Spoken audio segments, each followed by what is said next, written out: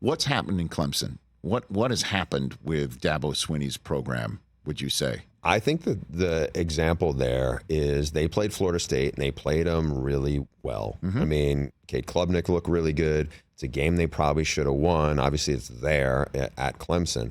But I think the biggest difference, and look, it's not to say that he doesn't have any playmakers, because he does.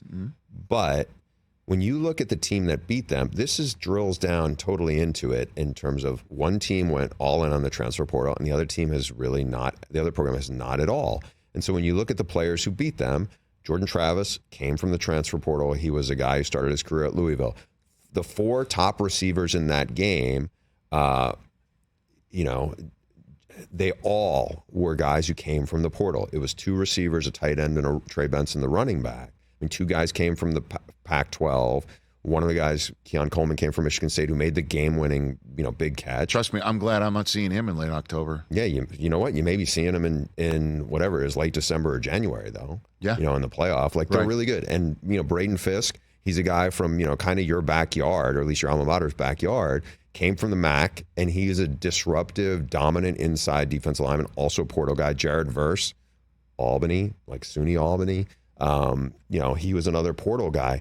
Dabo Swinney, I'm sorry, you can't tell me that any one of those skill guys, especially those 3 receivers, would be a massive upgrade to their offense. And at the end of the day, those guys, like Keon Coleman did, are going to make the difference maker play in a tight game. What's Dabo's rationale about no transfer portal in that regard? It's similar to, I think, what David Cutcliffe used to say. He was not going to be the guy who's going to take a transfer quarterback, or feel like I'm going to be loyal to the guys who bought in, right? And and it's noble.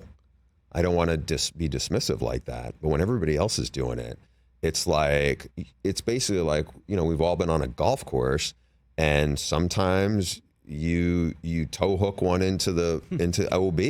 You'd love to have a mulligan. The transfer portal is the mulligan to get you out of, this didn't work out. We had a kid get medicaled who didn't turn out to be as good. This kid got homesick and left, or we missed on these 3 guys in that position room. It's not to say you have to do what Dion has done, or even what Mike Norvell has done, but you can upgrade parts of your roster that clearly need it.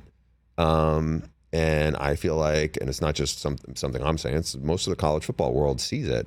They have hamstrung themselves by not being more active in the transfer portal. Catch the Rich Eisen Show every single day on the Roku channel, 12 to 3 Eastern, for free.